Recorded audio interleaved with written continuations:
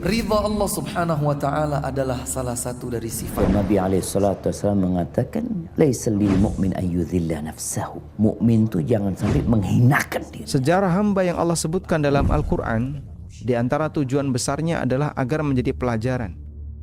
Assalamualaikum warahmatullahi wabarakatuh. Alhamdulillah hamdan katsiran tayyiban mubarakan fih kama yuhibbu rabbuna wa yardah. Wassalatu wassalamu ala nabiyir rahmah wa ala alihi wa sahbihi wa man tabi'a hudahu ila yaumil qiyamah. Qala Allah Ta'ala في كتاب الكريم يا أيها الذين آمنوا اتقوا الله حق تقاته ولا تموتن إلا وأنتم مسلمون يا أيها الناس اتقوا ربكم الذي خلقكم من نفس واحدة وخلق منها زوجها وبث منهما رجالا كثيرا ونساء واتقوا الله الذي تساءلون به والأرحام إن الله كان عليكم رقيبا يا أيها الذين آمنوا اتقوا الله وقولوا قولا سديدا يصلح لكم أعمالكم ويغفر لكم ذنوبكم ومن يطع الله ورسوله فقد فاز فوزا عظيما Amma ba'd. Ma'asyiral hadirin jamaah a'azzakumullah.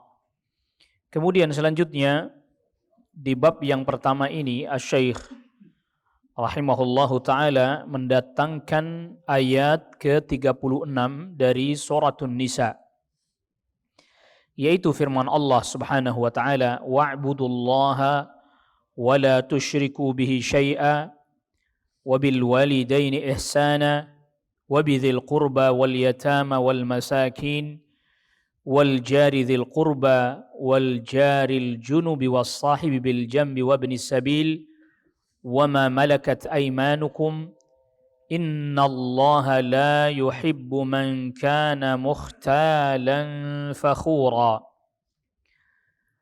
Beribadahlah kalian hanya kepada Allah saja, dan janganlah kalian menyekutukan Allah dengan sesuatu apapun. Wabil walidaini ihsana, berbuat baiklah kepada kedua orang tua, berbakti kepada kedua orang tua.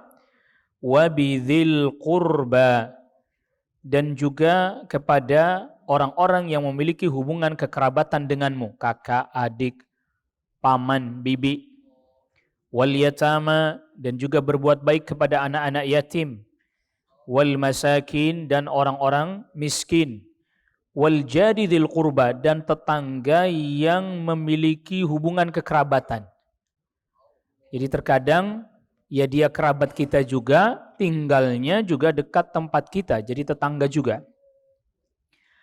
Lalu kemudian wal jaril junubi, dan tetangga kanan kiri. Maksudnya adalah tetangga yang tidak memiliki hubungan kekerabatan dengan kita. Jadi yang dimaksud dengan wal jaril junubi, yaitu tetangga yang ada di sekeliling kita, di sekitar kita, yang dia tidak memiliki hubungan kekerabatan dengan kita. Wassahibi bil jambi. Wassahibi bil jambi, yaitu teman yang ada di sekitar kita, teman-teman kita. Ada yang memaknai di antara para ulama, diriwayatkan dari sahabat Abdullah bin Mas'ud dan sahabat Ali bin Abi Thalib, yang dimaksud dengan wassahibi bil jambi hiyal mar'ah, yaitu istri, teman yang selalu menemani, ada di sisi kita. Sa'id bin Jubair memaknai wassahibi bil jambi ay rafiqus salih, teman yang baik, teman yang salih, termasuk ketika dalam safar perjalanan. Wabnis sabil, dan orang yang ada di perjalanan dan dia habis bekalnya. Jadi orang-orang yang di perjalanan lalu kemudian habis bekalnya, dia datang untuk meminta bantuan agar supaya diberikan bantuan bekal untuk melanjutkan perjalanannya sampai kepada tujuan. Wa ma malakat aymanukum, dan para budak yang kalian miliki. Jadi kalau diterjemahkan mengikuti lafadznya, dan yang dimiliki oleh tangan kanan kalian, maksudnya adalah para budak yang dimiliki oleh kalian. Innallaha la yuhibbu man kana mukhtalan fakhura. Sesungguhnya Allah Subhanahu wa taala tidak mencintai orang yang mukhtalan, yaitu orang yang sombong. Fakhuran, yang dia membangga-banggakan dirinya sendiri di hadapan manusia. Ayat ini, ayat ke-36 dari Suratun Nisa ini disebut oleh para ulama dengan ayatul huquqil asyrah. Ayatul huquqil asyrah. Ayat yang menjelaskan ada 10 hak yang wajib kita tunaikan. Dan hak yang pertama adalah haqqullah, yaitu hak Allah Subhanahu wa taala. Wa'budullaha wa la tusyriku bihi syai'a. Baru kemudian yang di bawahnya, wabil walidaini ihsana, kepada orang tua. Kemudian di bawahnya lagi wabidzil qurba, kerabat, wal yatama, anak yatim. Jadi kalau yatim itu ternyata masih kerabat kita juga, maka dia memiliki 2 hak sekaligus. Jadi misalnya keponakan kita, kakak kita wafat, lalu kemudian ada yatim, maka dia keponakan kita, dia yatim juga. Berkumpul padanya 2 hak. Wal masakin, dan miskin. Orang-orang miskin, dia kerabat juga, dia miskin juga. Jadi dia kerabat, dia miskin. Ini namanya ketika kita melihat hak itu banyak sekali. Artinya ada terkadang pada diri seseorang itu banyak hak. Ya dia kerabat, ya dia juga yatim misalnya, ya dia miskin juga misalnya. Dan yatim ini ada pula yang kaya ya. Jadi yatim itu ada pula yang kaya, yatim ada pula yang miskin. Kedua-duanya, kalau kita bagian dari kerabatnya, kita memiliki hak untuk membantu dia. Kalau dia yatim yang kaya, maka kita memiliki hak untuk membantu mengelola harta si yatim sampai dia baligh, lalu kemudian harta itu diserahkan kepadanya setelah diuji bahwa dia memang betul-betul bisa mengelola hartanya sendiri. Ini penting untuk kita ketahui. Jadi bukan hanya sekedar yatim yang miskin. Jelas yatim yang miskin maka berkumpul padanya kalau dia kerabat kita juga, keponakan kita misalnya. Ya dia yatim, ya dia kerabat kita juga, ya dia miskin juga, maka berkumpul padanya 3 hak. Berkumpul padanya 3 hak. Wal jari dzil qurba, dan tetangga yang punya hubungan kekerabatan. Jadi kalau kita punya tetangga ternyata dia kakak kita sendiri, maka berkumpul padanya 2 hak.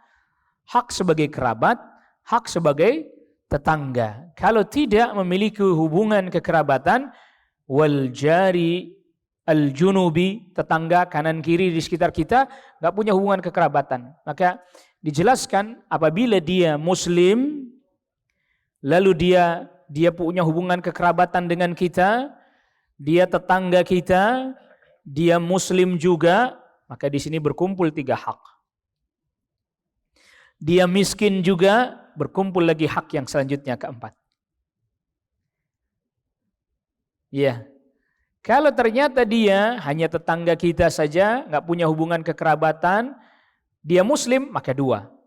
Atau hanya tetangga saja, tidak punya hubungan kekerabatan, dan dia juga bukan muslim, maka tinggal 1. Hak bertetangga tetap. Seperti itulah Allah Rabbul Alamin mengatur. Jadi ayat ini Allah Rabbul Alamin mengatur. Wassahibi bil jambi, teman dekat kita. Tadi ada yang menafsiri sahibi bil jambi adalah istri yang selalu ada di sisi kita. Wa bani sabil, dan orang yang dalam perjalanan. Wa ma malakat aimanukum, bahkan sampai para budak juga kita wajib menunaikan apa yang menjadi hak mereka. Sesungguhnya Allah Subhanahu wa taala tidak mencintai orang yang sombong. Yang sombong yang dimaksud di sini adalah dia tidak mau menerima kebenaran dengan menunaikan hak yang telah Allah Subhanahu wa taala sebutkan. Ya, jadi orang yang tidak mau menunaikan perintah Allah fihi naw'un minal kibr, di dalamnya ada kesombongan. Ya, di dalamnya ada kesombongan. Maka oleh karena itu, orang yang tidak mau menunaikan hak Allah, dia beribadah tidak mau hanya kepada Allah semata, sombong. Allah Subhanahu wa taala berfirman terkait dengan masalah berdoa. Wa qala rabbukum ud'uni astajib lakum. Allah Subhanahu wa taala katakan, berdoalah hanya kepadaku, maka aku akan mengijabah kalian. Lalu kemudian lanjutan ayatnya, innalladzina yastakbiruna an ibadati. Sesungguhnya orang-orang yang sombong dari beribadah kepadaku, sayadkhuluna jahannam dakhirin, maka mereka akan masuk ke dalam neraka jahanam dalam keadaan hina. Dalam keadaan hina. Itu artinya apa? Orang yang tidak mau beribadah hanya kepada Allah, dia tidak mau bertauhid kepada Allah Subhanahu wa taala, merekalah orang-orang yang sombong. Kalau di dalam ayat ini disebut mukhtalan fakhura. Dia merasa sombong, lagi membanggakan dirinya sendiri. Apa dia tidak tahu bahwa selama ini yang memberikan rizki kepadanya adalah Allah Rabbul Alamin. Yang memberikan kehidupan kepadanya adalah Allah Rabbul Alamin. Apa dia tidak sadar akan itu semuanya? Nah, ketika disebutkan di dalam ayat ini hak, yang paling tertinggi adalah hak Allah Subhanahu wa taala. Yang pertama kali harus diperhatikan dan ditunaikan adalah haqqullah, yaitu beribadah hanya kepada Allah saja dan tidak menyekutukan Allah dengan sesuatu apapun. Adapun hak yang lain kepada orang tua, kepada kerabat dan seterusnya, itu adalah hak yang Allah Subhanahu wa taala tetapkan pada kita. Artinya bahwa Allah Subhanahu wa taala menjadikan bakti kepada orang tua adalah merupakan bagian daripada ibadah. Allah yang perintahkan. Berbuat baik kepada kerabat. Berbuat baik kepada kerabat itu sebutan lainnya di dalam hadis silaturrahim. Jadi kalau di dalam ayat dengan ungkapan wabidzil qurba, berbuat baik kepada kerabat, itu dalam bahasa hadis silaturrahim. Menyambung hubungan rahim, maksudnya hubungan kekerabatan. Siapa yang perintahkan itu? Allah Subhanahu wa taala. Ya, Allah Subhanahu wa taala. Kemudian orang miskin dan seterusnya. Nah, ayat ini sebagaimana perlu kita ketahui, apabila terjadi ada satu istilah namanya tazahumul huquq. Tazahumul huquq itu berdesakan. Ada satu hak berdesakan dengan hak yang lain. Maka apabila ini terjadi pasti quddima haqqullah. Yang didahulukan adalah haknya siapa? Haknya Allah Subhanahu wa taala. Maka apabila misalnya orang tua memerintahkan kita kepada kemaksiatan, kita tidak boleh mentaatinya. Dan itu tidak disebut durhaka. Karena kita wajib mendahulukan hak Allah. Wa in jahadaka ala an tusyrika bima laysa laka bihi ilmun fala tuti'huma wa sahibuhuma fid dunya ma'rufa. Apabila kedua orang tuamu memaksamu untuk berbuat kesyirikan yang engkau tidak memiliki ilmu akan hal tersebut, jangan kau taati keduanya, tetaplah engkau berbuat baik kepada keduanya dalam urusan dunia. Tetap diperintahkan berbuat baik dalam urusan dunia. Tapi urusan kesyirikan, urusan kemaksiatan tak boleh. Rasulullah SAW bersabda, la ta'ata li makhlukin fi ma'siyatil khaliq. Tidak ada ketaatan pada makhluk manapun dalam bermaksiat kepada Allah Al-Khaliq. Innama ta'atu fil ma'ruf. Ketaatan itu dalam hal yang ma'ruf. Kalau kerabat kita, itu orang tua. Apalagi cuman di bawahnya. Kalau kerabat kita, kakak kita, adik kita, paman kita, bibi kita, memaksa kita berbuat kemaksiatan, fala tuti'huma, lebih-lebih lagi jangan taati keduanya. Orang tua aja jangan, apalagi cuman kerabat, apalagi cuman tetangga. Seringkali terkadang kita lebih memikirkan komentar tetangga, lebih memikirkan komentar orang-orang di sekeliling kita dibandingkan mentaati Allah Rabbul Alamin. Sehingga seringkali kita prioritasnya jadi terbalik gitu.